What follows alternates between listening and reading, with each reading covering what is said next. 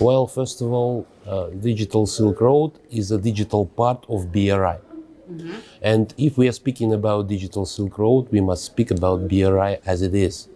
And it means that all that narratives and all that approaches that Chinese side including into BRI, they all are penetrating into DSR. And all the activities, for example, of Chinese technological companies, they are inside of this narrative. And if we are speaking about approaches, we could maybe have one part as a Western approach and another part as a DSR approach.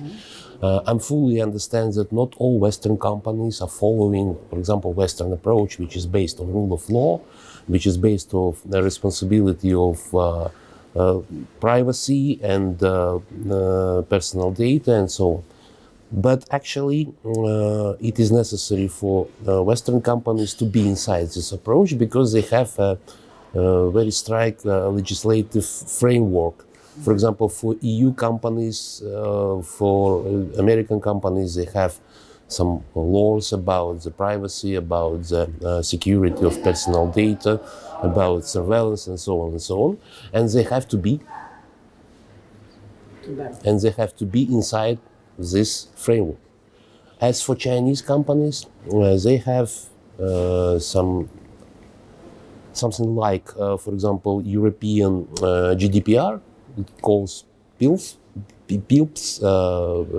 Private Information Security Law, and but practically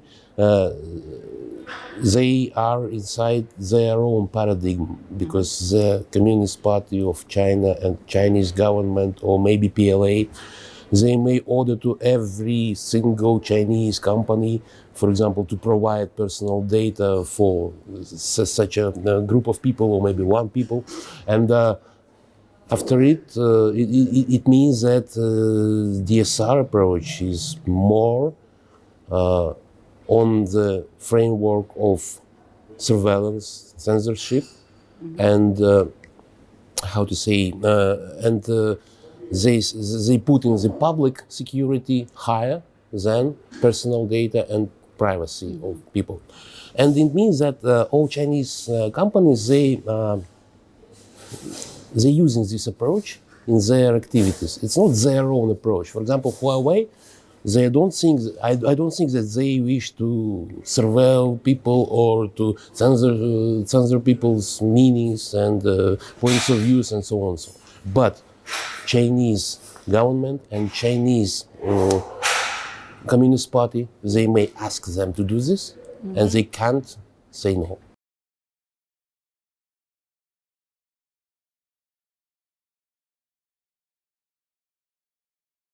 First of all, Chinese companies using Chinese narratives, as I said, and the main narratives, I think, is the Chinese soft power.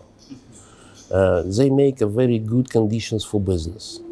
They do not have such a long procedures of compliance as Western companies, because they do not need to concentrate their activities not only in the business, but in human rights too.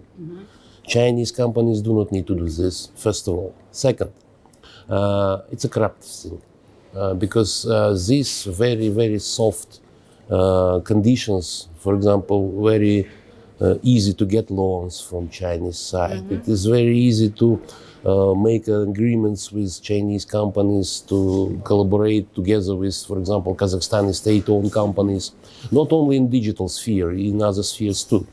And this makes a lot of corruption capacities for both Kazakhstani and Chinese side. Because corruption in China is a big problem for China too. And actually, Chinese corruption and Kazakhstani corruption, they're good friends of each other. And as I said, both Kazakhstani and Chinese officials and businessmen are happy with this situation. And it means that in this situation, it is very difficult, for example, for Western companies to participate in Kazakhstani digital market, because the conditions for Chinese companies are better than for other companies, and maybe for Russian companies too.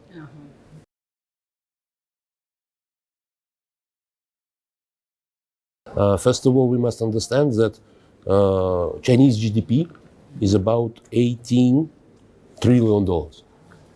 And Kazakhstani GDP is about 220 billion. It is impossible, no chance to contest with Chinese influence alone for Kazakhstan. And the only thing I think it is possible to do in this situation, I think it's a regional cooperation. For example, countries of Central Asia, they may be together.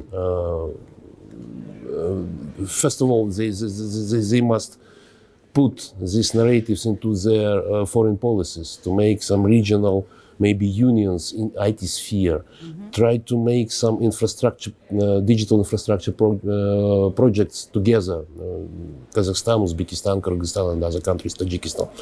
And actually now we have a good examples in a new format, maybe you know, that presidents of 5 Central Asian countries, they are meeting in the format 5+1.